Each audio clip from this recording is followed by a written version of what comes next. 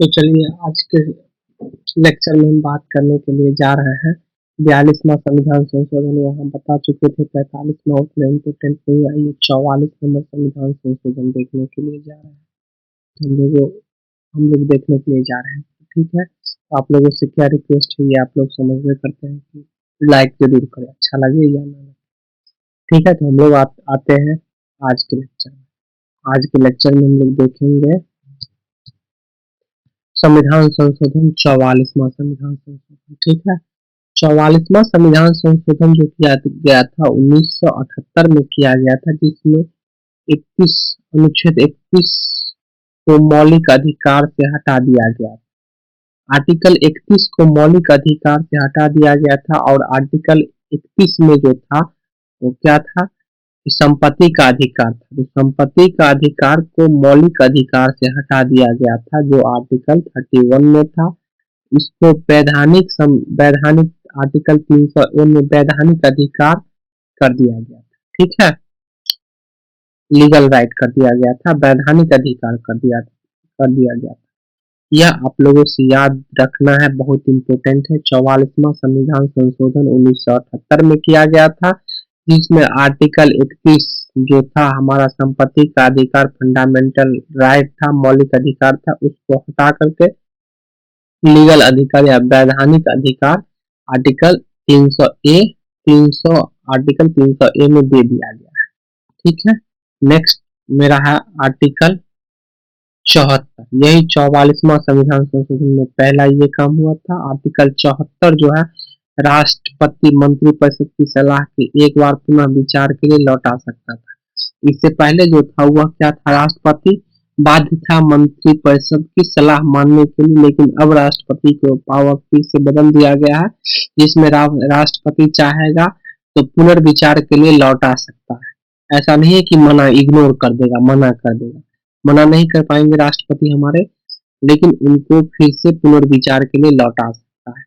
लोकसभा कार्यकाल पुनः जो था वो 5 वर्ष किया गया था। हमको पता है पहले कितना था, 6 वर्ष किया गया था लोकसभा और राज्यसभा। यहाँ पर लोकसभा को 6 से लेकर के 5 कर दिया गया है 44वां संविधान संशोधन में। और 362 में आंतरिक और शांति शास्त्र विद्रोह पर किया गया। ठीक है, तो 44वां संविधान संशोधन। अब नेक्स्ट है 45वां संविधान संशोधन अधिनियम 1980 में। 45वां संविधान संशोधन अधिनियम 1980 में लोकसभा एवं विधानसभा में अनुसूचित एवं जनजाति के आरक्षण 10 वर्ष के लिए बढ़ाया गया था। ठीक है, तो 45वां नंबर उतना इम्पोर्टेंट नहीं है। 10 वर्ष के लिए फिर से आरक्षण इंक्रीज कर दिया गया है या फिर एक्सटेंड कर दिया गया है। ठीक है, नेक्स्ट स्लाइड पे आते हैं हम लोग। ठीक है, तो 48वां संविधान संशोधन अधिनियम 1984। 48वां संविधान संशोधन अधिनियम 1984 में आया था। इसके तहत 356(4) के तहत पंजाब राज्य में राष्ट्रपति शासन की जो अवधि थी 2 वर्ष किया गया था। पंजाब में जो था वो राष्ट्रपति कितना दिन तक शासन किए थे, तो 2 ईयर शासन किए थे। आर्टिकल 356 का 4 के तहत 52वां संविधान संशोधन 52वां संविधान संशोधन अधिनियम 52वां संविधान संशोधन अधिनियम जो था 1985 में था। ठीक है, 52वां संविधान संशोधन अधिनियम 1985 में था। भारतीय संविधान में अनुसूची 10 को जोड़ा गया। ठीक है, तो आइए 52वां संविधान संशोधन 1985, ये बहुत इंपॉर्टेंट है। 52वां संविधान संशोधन कब किया गया था ये बार बार पूछेगा। 1985 में किया गया था। भारतीय संविधान में अनुसूची 10 को जोड़ा गया। ठीक है, तो पहला संविधान संशोधन में क्या 9वां जोड़ा था, 52वां संविधान संशोधन करके अनुसूची 10 जोड़ा गया, जिसमें दल बदल पर रोक का कानून था। तो दल बदल पर रोक का कानून ऐसे पूछेगा कि दल बदल पर रोक का कानून किस संविधान के किस मतलब संशोधन के तहत जोड़ा गया था। तो 52वां संविधान संशोधन कब किया गया था, 1985 में किया गया था। 53वां संविधान संशोधन 1986 में किया गया था, जिसमें मिजोरम राज्य के लिए विशेष प्रावधान किया गया था। चलिए आते हैं नेक्स्ट। तो नेक्स्ट में आते हैं हम लोग स्लाइड 3 पे।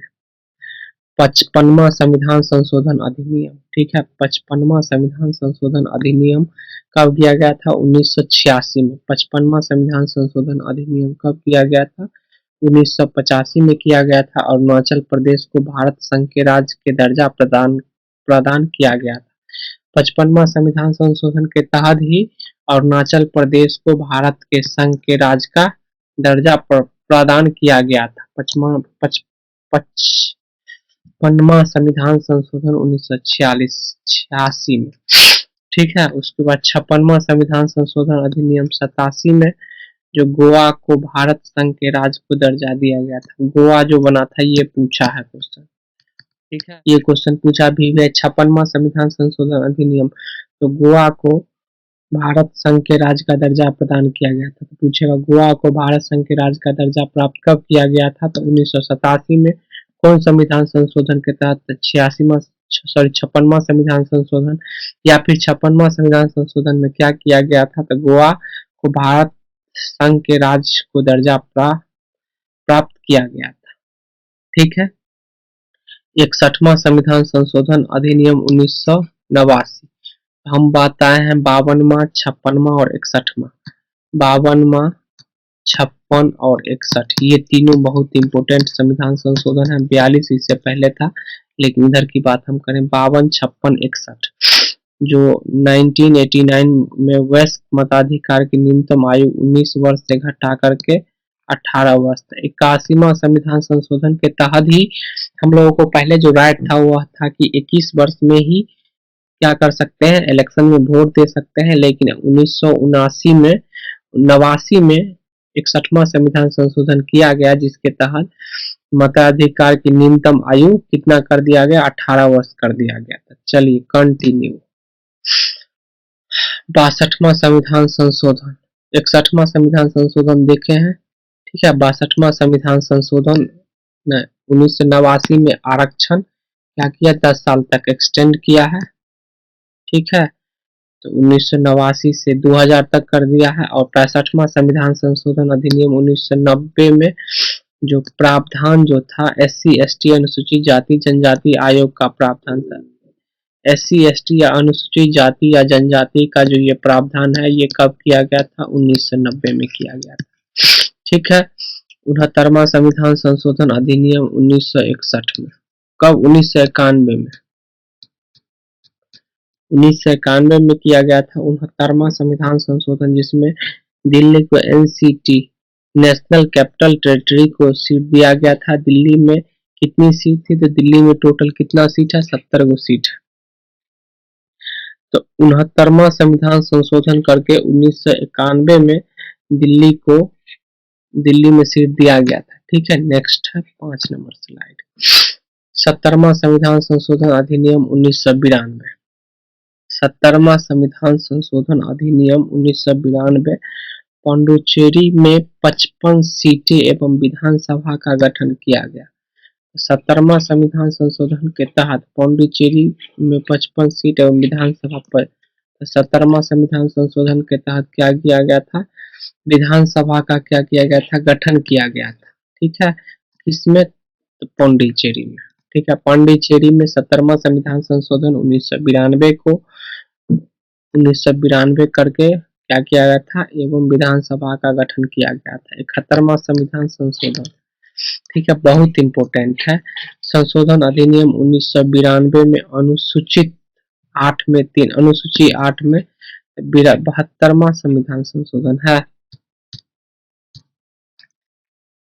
71वां संविधान संशोधन। 71वां संविधान संशोधन करके पहले हम 15 को भाषा पर पहुंच चुके थे। 3 भाषा को ऐड किया गया, कोंकणी, नेपाली, मणिपुरी। 71वां संविधान संशोधन पहले सिंधी जोड़ा गया था, 14 को था, सिंधी जोड़ के 15 हुआ। कोंकणी, नेपाली, मणिपुरी 3 को जोड़ दिया तो कितना हो गया? 18 को। हमारा संविधान में टोटल 18 को भाषा अभी तक हुआ है। कब? तो 1992 में। 73वां संविधान संशोधन अधिनियम 73वां संविधान संशोधन अधिनियम 1992 में किया गया था, जिसमें पंचायत में 29 को सब्जेक्ट जो पार्ट 9 में दिया गया। पार्ट 9 याद रखिएगा, आर्टिकल A से O तक दिया गया है। नेक्स्ट 73वां संविधान संशोधन नगर पंचायत से है, ठीक है, ग्राम पंचायत से है। 74वां संविधान संशोधन 73वां भी 92 में, 74वां भी 92 में, जिसमें नगर पालिका अनुसूची 12, ठीक है, ये सब बहुत बार पूछा गया। अनुसूची 12 में क्या दिया गया है, अनुसूची 11 में क्या दिया गया, अनुसूची 10 में क्या दिया गया है, बहुत बार बांटे। आप जब आप लोग क्वेश्चन कीजिएगा तब आप लोगों को समझ में आएगा कि ये थ्योरी किस तरह से बनाया गया है, ठीक है। तो 12वां नगर पालिका जो है 12वां संविधान मतलब 12 में जोड़ा गया था और 74वां संविधान संशोधन करके जोड़ा गया था जिसमें 18 को विषय। तो ग्राम पंचायत में कितना 29 था, यहाँ 18 को विषय है। आर्टिकल 243 ए से ओ तक ग्राम पंचायत है, पी से लेकर के जेड तक नगर पालिका है, ठीक है। और जिसमें 12 शेड्यूल में इसके बारे में अनुसूची में दिया है, उसमें 11 में दिया गया है। 86वां संविधान संशोधन, यहाँ पर हम आप लोगों को 73वां, 74वां और 86वां बहुत इंपॉर्टेंट है, याद करने के लिए बोलेंगे। 86वां संविधान संशोधन 2002 में हुआ था, जिसमें आर्टिकल 21 का ए जोड़ा गया था, ठीक है। आर्टिकल 21 का ए जोड़ा गया था, जिसमें 6 साल से लेकर के 14 साल तक के बच्चे को फ्री एजुकेशन के बारे में दिया गया है, ठीक है। यहाँ देखिए, यहाँ 6 वर्ष 6 year to 14 year free education,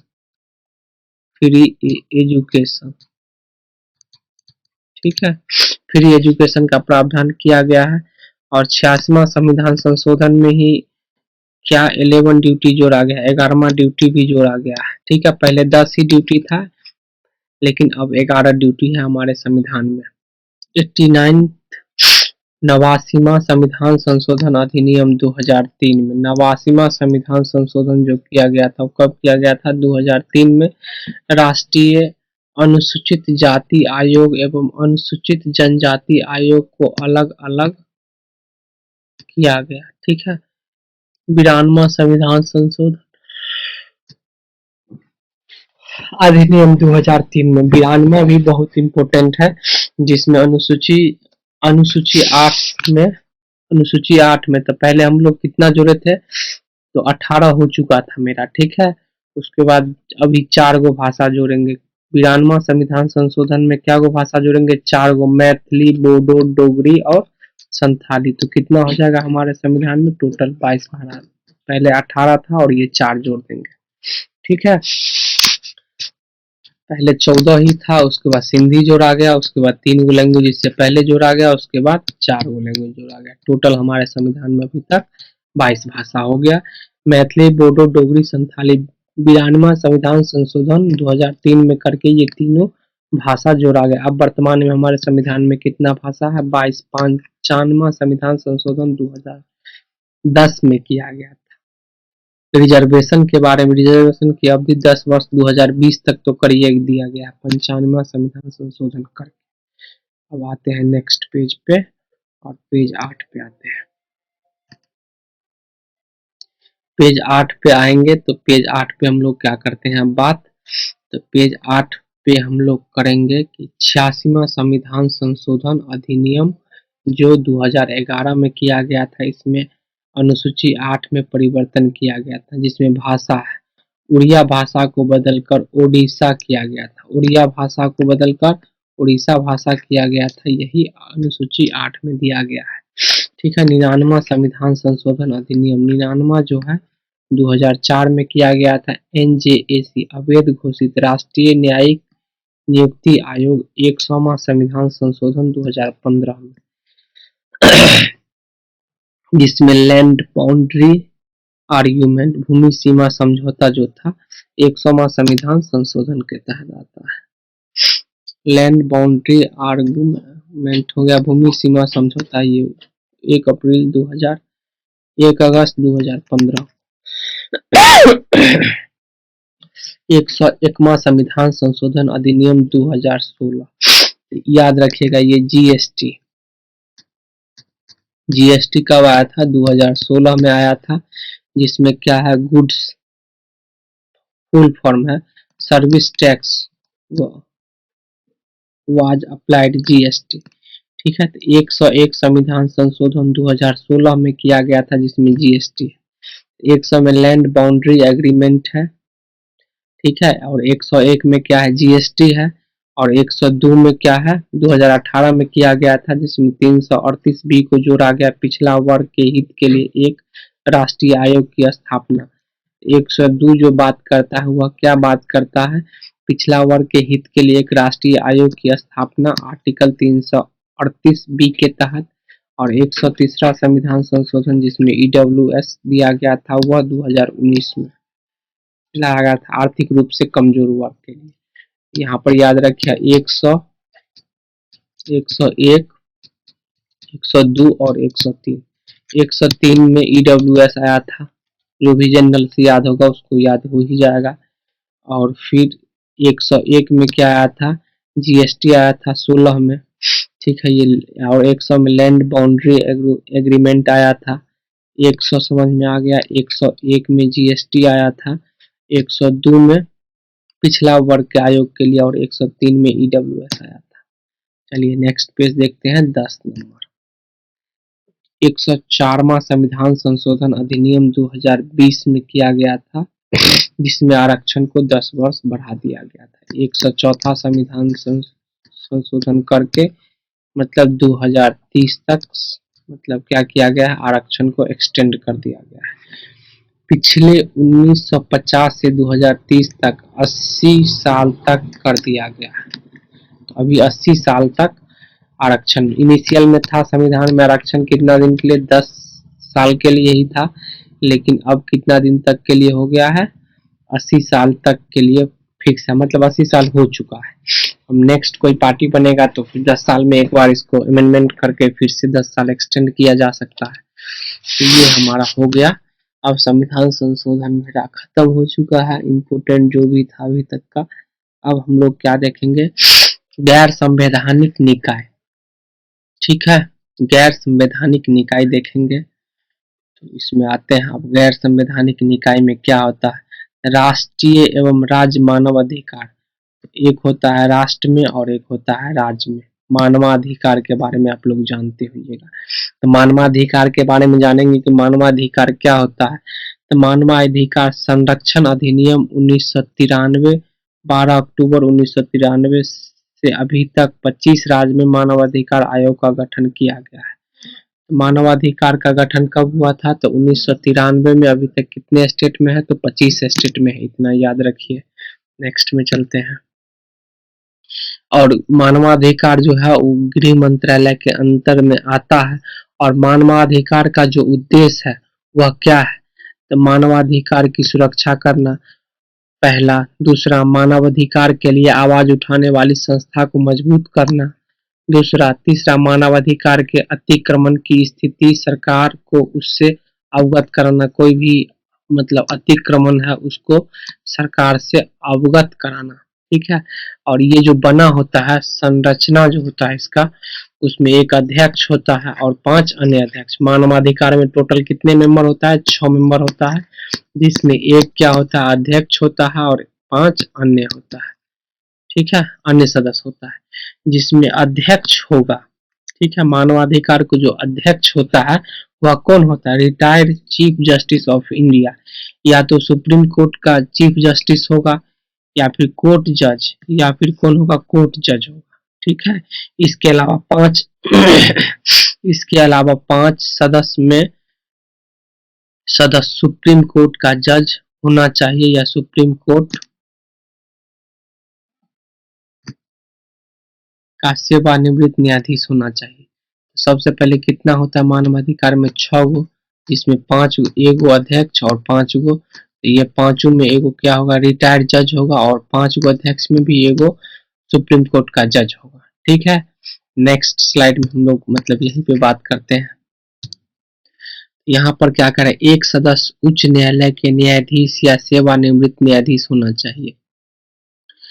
एक सदस्य जो होगा वह क्या होगा, न्यायालय के न्यायाधीश होगा, उच्च न्यायालय के न्यायाधीश होगा, या सेवानिवृत्त होना चाहिए। या तो कार्यकाल में भी होगा तो मानवाधिकार का सदस्य बन सकता है, या फिर वो अपना कार्यकाल से रिटायर हो गया होगा, वह फिर भी मानवाधिकार का सदस्य बन सकता है। 3 अन्य सदस्य, तो 2 सदस्य के बारे में समझ लिए। अब तीसरा सदस्य, तो एक अध्यक्ष कौन होगा, उसका 2 अध्यक्ष, 2 सदस्य के बारे में बता चुका हूँ। अब 3 को जो सदस्य बच गया, तो 3 अन्य सदस्य वे सदस्य होना चाहिए जिन्हें मानवाधिकार का अच्छा ज्ञान हो। तो 3 मेंबर ऐसा होता है जिसको मानवाधिकार के बारे में अच्छा नॉलेज हो। तो पहला क्या होता है, चीफ जस्टिस ऑफ इंडिया जो अध्यक्ष होगा। 2 को क्या होगा, मतलब उच्च न्यायालय का न्यायाधीश होगा जो कर रहा है या मतलब रिटायर हो चुका है।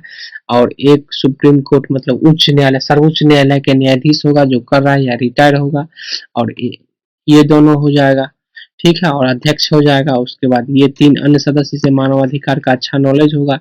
ये 6 सदस्य मिलकर के मानवाधिकार बनता है। नियुक्ति कौन करता है, राष्ट्रपति। कार्यकाल 3 वर्ष या 70 साल, 3 ईयर या 70 साल इसका कार्यकाल होता है, जिसमें बताया गया है। अध्यक्ष जो होगा हाई कोर्ट जज होगा, रिटायर्ड हाई कोर्ट जज होगा, दून हाई कोर्ट जज होगा या डिस्ट्रिक्ट जज होगा। आइए नेक्स्ट, तो हम लोग ह्यूमन राइट पढ़ लिए, मानवाधिकार पढ़ लिए हैं। उसके बाद आ जाते हैं राष्ट्रीय राज सूचना आयोग। राष्ट्रीय राज सूचना आयोग जो 2005 में सूचना का अधिकार 2005 में दिया गया था, यह कार्मिक मंत्रालय के अंतर्गत आता है। कौन मंत्रालय, कार्मिक मंत्रालय के अंदर आता है। केंद्रीय सूचना आयोग, केंद्रीय सूचना आयोग की संरचना है, इसमें क्या होता है, एक मुख्य आयुक्त और अन्य आयुक्त होता है। एक जो होगा वह क्या होगा, मुख्य आयुक्त और अन्य आयुक्त होगा, जिसकी संख्या 10 से अधिक नहीं हो सकती। जिसकी संख्या क्या नहीं हो सकता, 10 से अधिक नहीं हो सकती है। नियुक्ति राष्ट्रपति एक परिषद के सलाह पर की जाती है। नियुक्ति जो है वो राष्ट्रपति द्वारा एक परिषद के सलाह पर की जाती है।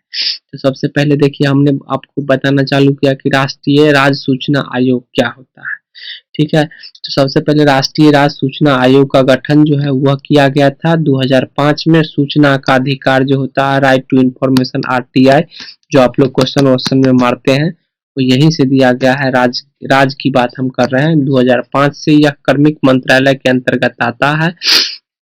केंद्रीय सूचना आयोग का जो संरचना है, मुख्य आयुक्त होता है और अन्य आयुक्त होता है, जिसकी संख्या 10 होता है। केंद्र सूचना आयोग में टोटल मेंबर की संख्या 10 होती है। नियुक्ति क्या होता है, राष्ट्रपति के द्वारा किया जाता है मंत्री परिषद के सलाह पर, ठीक है। नेक्स्ट स्लाइड में हम लोग चलते हैं। परिषद जो होगा वो लोकसभा के विपक्षी दल का नेता एक केंद्रीय मंत्री होगा। लोकसभा में विपक्षी दल का नेता एक केंद्रीय मंत्री होगा। कार्यकाल यह केंद्रीय सरकार द्वारा निर्धारित किया जाता है, जिसमें 2019 में संशोधन किया गया था। अध्यक्ष एवं अन्य सदस्य का निलंबन, इसका जो मतलब क्या होता है, सदस्य, अध्यक्ष और अन्य सदस्य का जो निलंबन या सस्पेंशन या सस्पेंड किया जाता है, तो किसके द्वारा किया जाएगा, राष्ट्रपति के द्वारा किया जाएगा। उसके साथ कंडीशन है कि किस किस कंडीशन में उसको क्या किया जाता है, निलंबन किया जाएगा। तो पहला कंडीशन है, क्या हो जाएगा, दिवालिया होने की स्थिति में क्या करेगा, सदस्यता खत्म कर दिया जाएगा। नैतिक चरित्रहीनता का आरोप लगने की स्थिति में, आरोप लगने की स्थिति में, ये नहीं कि आरोप लग गया फिर कोर्ट में ट्रायल चला उसके बाद सीध दिया, नहीं, आरोप लग गया उसको क्या कर दिया जाएगा, सदस्यता का निलंबन कर दिया जाएगा। लाभ का पद ग्रहण करने की स्थिति में, कोई भी लाभ का पद अगर वह ग्रहण कर लेता है उस स्थिति में, यह शारीरिक मानसिक स्थिति कमजोर, या तो फिजिकल या तो मेंटल स्थिति जब कमजोर हो जाएगा, उस स्थिति में उसका सदस्यता का निलंबन कर दिया जाएगा। Next 15 slide. तो हम लोग ये देख लिए। अब आते हैं केंद्रीय सतर्कता आयोग। केंद्रीय सतर्कता आयोग के बारे में बात करते हैं, क्या होता है, ठीक है। केंद्रीय सतर्कता आयोग क्या होता है, चलिए आइए कंटिन्यू करते हैं। ये 1964 में किया गया था। केंद्रीय सतर्कता आयोग 2003 में संवैधानिक दर्जा प्रदान किया गया था। 2003 में क्या किया गया था, संवैधानिक दर्जा प्राप्त किया गया था। संरचना, मुख्य आयुक्त और 2 या 2 से कम आयुक्त होते हैं। राष्ट्रपति के द्वारा किया जाता है। नियुक्ति जो है वो राष्ट्रपति के द्वारा किया जाता है, एडवाइस ऑफ काउंसिल के, ठीक है। तो यहाँ सतर्कता आयोग के बारे में कब किया गया था, तो 1964 में किया गया था। 2003 में संवैधानिक दर्जा प्राप्त हुआ। केंद्रीय सतर्कता आयोग का जो है यह 2003 में संवैधानिक दर्जा प्राप्त हो चुका है। ठीक है, संरचना इसका जो केंद्रीय सतर्कता आयोग है, इसका जो संरचना होता है वो मुख्य आयुक्त और 2 या 2 से कम अन्य आयुक्त से मिलकर बना होता है। नियुक्ति राष्ट्रपति के द्वारा किया जाता है। लोकसभा के विपक्षी दल का नेता और केंद्रीय गृह मंत्री के द्वारा, और कार्यकाल होता है 4 वर्ष या 65 वर्ष आयु तक। कार्यकाल जो होता है इस मेंबर का कितना दिन का होता है, 4 वर्ष या 65 वर्ष की आयु होता है। सेवानिवृत्त होने के बाद ये किसी अन्य पद के योग्य नहीं रह होते हैं। जब केंद्रीय सतर्कता आयोग का सदस्य बन गए तो आप भी इसके बाद कोई भी पद ग्रहण नहीं कर सकते। चलिए आइए कंटिन्यू करते हैं हम लोग। केंद्रीय अन्वेषण ब्यूरो, केंद्रीय अन्वेषण ब्यूरो, ठीक है, यह एक संघीय जांच एजेंसी है और इसकी स्थापना कब किया गया था, 1964 में। केंद्रीय अन्वेषण ब्यूरो क्या है, यह एक जांच एजेंसी है जिसका मतलब गठन जो किया गया था 1963 में किया गया था, गृह मंत्रालय के अंतर्गत की गई है। संरचना मुख्य 7 शाखाएं हैं। ठीक है, केंद्रीय अन्वेषण ब्यूरो जिसमें 7 शाखाएं हैं, जिसमें भ्रष्टाचार निरोधक शाखा है, आर्थिक अपराध शाखा है, नीतिगत एवं अंतर्राष्ट्रीय पुलिस सहयोग शाखा है, विशेष अपराध शाखा है, अभियोग निर्देशालय है, प्रशासनिक शाखा है और केंद्रीय फोरेंसिक विज्ञान प्रयोगशाला है। ठीक है, आइए हम लोग नेक्स्ट स्लाइड में चलते हैं। इसमें प्रमुख निदेशक की नियुक्ति जो होता है 3 सदस्यीय समिति होता है, प्राइम मिनिस्टर होता है, लोकसभा होता है, भारत के मुख्य न्यायाधीश होता है, नीति आयोग। ठीक है, मानवाधिकार पहले नीति आयोग जो है इसके बारे में जान लेते हैं। 1 जनवरी 2015 को नीति आयोग का गठन किया गया था। तो नीति आयोग के बारे में बार बार पूछा गया क्वेश्चन है कि नीति आयोग का गठन कब किया गया था। नीति आयोग का गठन 2015 में किया गया था। 1 जनवरी 2015 को नीति आयोग का गठन किया गया था। इसके बाद मेरा नेक्स्ट है कि राष्ट्रीय भारत परिवर्तन, तो नीति आयोग का गठन किया गया था राष्ट्रीय भारत परिवर्तन संस्था। ठीक है, भारतीय, इसके बाद नेक्स्ट स्लाइड पे चलते हैं। 15 मार्च 1950 में जो बना था योजना आयोग, ठीक है, ये योजना आयोग जो बना था मेरा, इसी को नीति आयोग किया गया था। कब किया गया था, तो इस डेट को किया गया था। ठीक है, पहले योजना आयोग था, इसको नीति आयोग कर दिया गया था 1 जनवरी 2015 को। संरचना जो होता है याद रखिएगा, नीति आयोग का जो अध्यक्ष होता है वो प्राइम मिनिस्टर होता है। ठीक है, कौन होता है नीति आयोग का अध्यक्ष, प्राइम मिनिस्टर होता है, जो 1 जनवरी 2015 को गठन किया गया था। फिर राज्य एवं मुख्यमंत्री, मंत्री परिषद एवं राज्यपाल होता है। ठीक है, आते हैं नेक्स्ट में। नेक्स्ट में कह रहा है कि ये हो गया, इसके बाद क्षेत्रीय परिषद होगा, विशेष आमंत्रित होगा और पुनर्कालीन संगठनात्मक ढांचा होता है, पूर्णकालीन संगठनात्मक ढांचा होता है। ठीक है, इस तरह से हम आप लोगों को पूरा पॉलिटी पढ़ा चुके हैं, समझा चुके हैं। आप लोगों से रिक्वेस्ट है 1 बार 2 बार जरूर वीडियो देखिए। 1 बार तो एटलीस्ट देखिए ही देखिए, लेकिन 2 बार 3 बार देख लीजिएगा। यह वीडियो अगर आप लोग कर लेते हैं, उसके बाद हमने प्रीवियस ईयर क्वेश्चन डाले हैं जो एसएससी का सभी एग्जाम में पूछा गया, SSC, CGL, CHSL, MTS, CPO, तो सारा क्वेश्चन हम लगभग 500 के करीब क्वेश्चन डाले हुए हैं। ये करने के बाद आप वो क्वेश्चन कर लीजिए।